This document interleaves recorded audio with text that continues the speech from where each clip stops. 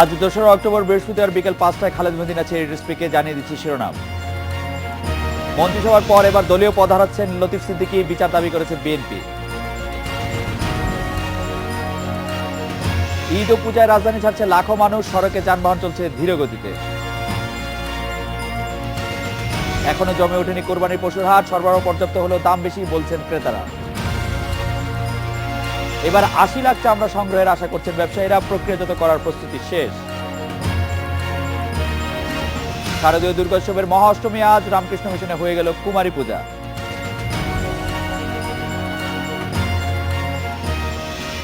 কেবল মন্ত্রিসভা নয়, দল থেকেও বহিষ্কার করা হচ্ছে আব্দুল লতিফ সিদ্দিকীকে। দেশে ফিরে সিলেটে দলীয় নেতা কর্মীদের এমনটাই জানিয়েছেন প্রধানমন্ত্রী শেখ হাসিনা। কাল গণভবনে আনুষ্ঠানিক সংবাদ সম্মেলনে সবকিছু স্পষ্ট করবেন প্রধানমন্ত্রী। আমি তো তোমার মতো কথা বলবো না, আমি আমার মতো কথা বলবো। জাতিসংঘ অধিবেশনে যোগ দিতে যাওয়া প্রধানমন্ত্রীর সফরসঙ্গী ছিলেন লতিফ সিদ্দিকী।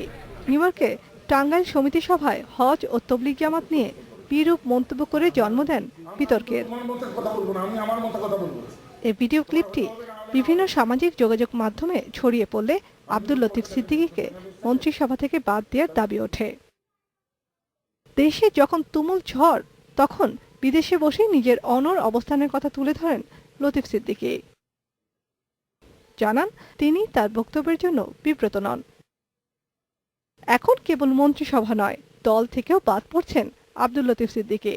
যুক্তরাষ্ট্র ও যুক্তরাজ্যের 10 দিন সফর শেষে দেশে ফিরে একথাই জানিয়েছেন প্রধানমন্ত্রী।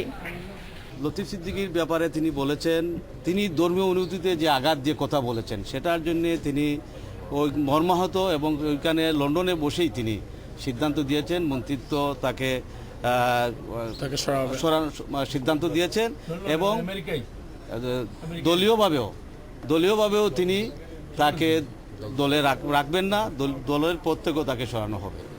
গণভবনের সংবাদ সম্মেলনে লতিফ সিদ্দিকীর রাজনৈতিক ভাগ্য নির্ধারিত হবে, এমনটাই মনে করা হচ্ছে। বিসমিল্লাহির রহমানির রহিম। Nafiza Doula, independent news, Dhaka. এদিকে মন্ত্রিসভা দল থেকে শুধু অপসারণ নয়, দেশের প্রচলিত আইনে লতিফ সিদ্দিকীকে বিচারের মুখোমুখি করার দাবি জানিয়েছেন বিএনপির ভারপ্রাপ্ত মহাসচিব মির্জা ফখরুল ইসলাম আলমগীর।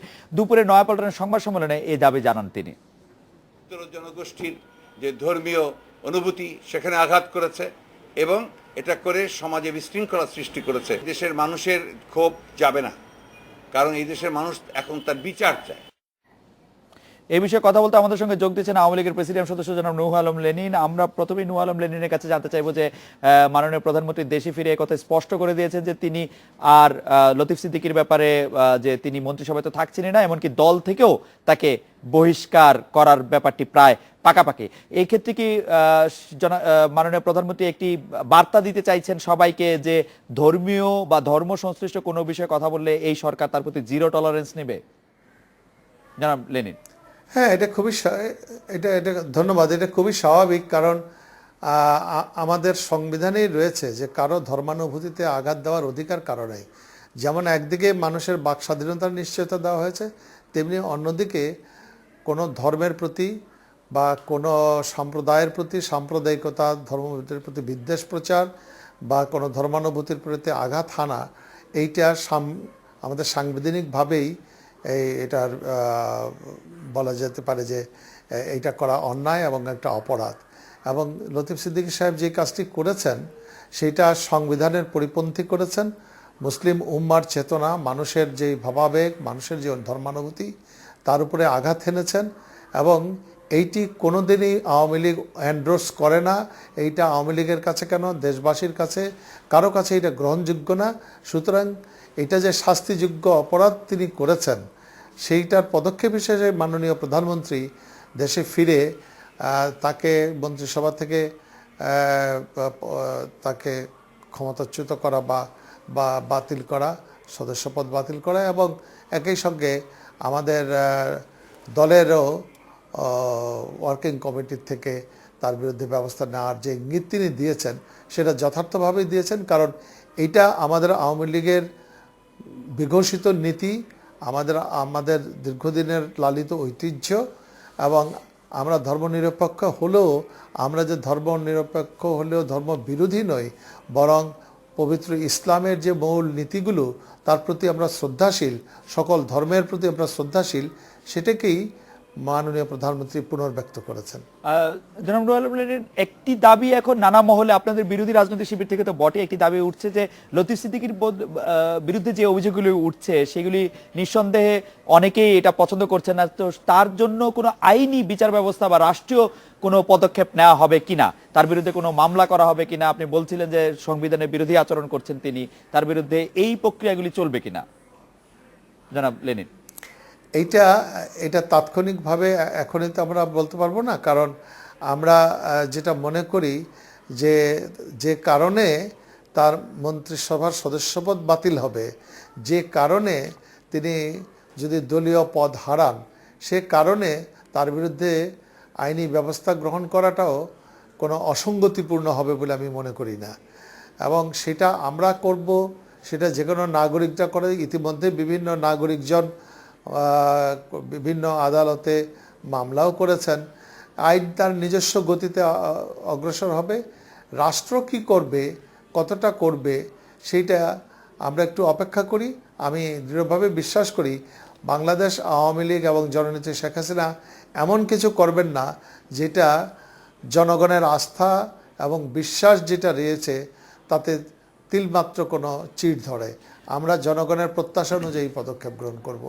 জনাব লেনিন, এই সরকার যখন মন্ত্রিসভা গঠন করে সেই সময় দুইজন সমাজতান্ত্রিক দল বিশ্বাস করে, যেমন বাংলাদেশ ওয়ার্কার্স পার্টির রাশেদ খান মেনন এবং বাংলাদেশ জাতীয়তাবাদী সমাজতান্ত্রিক দলের হাসানুল হক ইনু বড় বড় মন্ত্রিত্ব পেয়েছিলেন বলে অনেকেই বলেছিলেন যে বাংলাদেশ আওয়ামী লীগ এখন কিছুটা বাম ঘেঁষা বা বাম দিক দিয়ে পরিচালিত। কিন্তু তাদের দুজনকে হজে পাঠানো, লতিফ সিদ্দিকীকে লন্ডন থেকেই তাৎক্ষণিকভাবে অব্যাহতি দেওয়াতে কি মনে হচ্ছে আওয়ামী লীগ কিছুটা ডানপন্থী আওয়ামী লীগে রূপান্তরিত হচ্ছে বা কিছুটা ডান ঘেঁষা দলে পরিণত হচ্ছে? আমি ঠিক এইরকম সরলীকরণে বিশ্বাস করি না। হ্যাঁ, কারণ কোনো বামপন্থী বা ডানপন্থী যেই হোক না কেন, সে মানুষের মৌলিক অধিকারের পরিপন্থী। মানুষের ধর্মের বিরুদ্ধে অবস্থান নেওয়া এটা কোনো ডানপন্থীর অধিকার নাই, এটা কোনো বামপন্থীর অধিকার নাই, এটা বাংলাদেশ প্রজাতন্ত্রেরও বিরুদ্ধে। সুতরাং এইটা দিয়ে আমাদের ডানপন্থা বামপন্থা বিচার করা এটা হবে অতি সরলীকরণ। লেন ভাই, আরেকটি প্রশ্ন হচ্ছে যে আপনি আওয়ামী লীগের প্রেসিডিয়াম সদস্য এবং আপনার যে আরেকজন প্রেসিডিয়াম সদস্য যে কলিগ আছেন লতিফ সিদ্দিকী, যারা নিয়ে এত কথা হচ্ছে, ওই দিনের ওই ঘটনার পর কি লতিফ সিদ্দিকীর সাথে কোনো বিষয়ে আপনার কোনোভাবে কোনো কথা হয়েছিল বা আলাপ হয়েছিল, তিনি কোথায় আছেন বা কবে ফিরছেন, এরকম কোনো কিছু কি আপনার জানা আছে? না, আমার সাথে তার কোনো কখনোই কোনো বিদেশে গেলে, দেশে গেলেই যোগাযোগ নেই, আর বিদেশে গেলে তো আরও প্রশ্ন ওঠে না। লেনিন ভাই, আপনাকে ধন্যবাদ। আমাদেরকে জানাচ্ছিলেন আওয়ামী লীগের প্রেসিডিয়াম সদস্য নূহ আলম লেনিন। ঈদ উপলক্ষে বাস ও ট্রেন ঘরমুখ মানুষের ভিড় দেখা যাচ্ছে। সড়কে যানজটের কারণে বাস সময় মতো ছেড়ে যেতে পারেনি, কিছু কিছু ট্রেনও সময় ধরে রাখতে পারেনি। তারপরও স্বজনদের সঙ্গে ঈদ কাটাতে সব হয়রানি মেনে নিতে প্রস্তুত যাত্রীরা।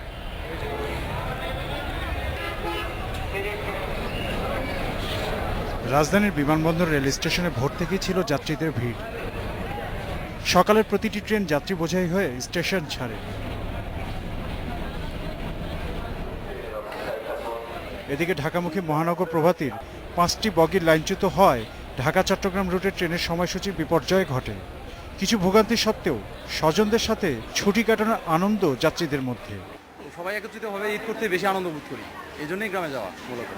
হ্যাঁ, ভিড়, বাট নানা নানু দাদু সবাই আছে তো একসাথে ঈদ করবো, তাই যেতেই হবে। মহাখালী বাস টার্মিনালেও দেখা যায় ঘরমুখ যাত্রীদের ভিড়। সড়কে যানজট থাকায় সময়মতো বাস পাননি অনেকে, তাই দীর্ঘ সময় টার্মিনালেই অপেক্ষা করতে হয়। এখানে আসলে কোনো টাইমিং মেনটেন হচ্ছে না, জাস্ট সিরিয়াল মেনটেন করা হচ্ছে। গাড়ি এখনো ময়মনসিংহে আছে, সকালে আসছি আমরা 6টার সময়। এর মধ্যে মহাখালী বাস টার্মিনাল পরিদর্শনে আসেন সড়ক পরিবহন ও সেতুমন্ত্রী ওবায়দুল কাদের।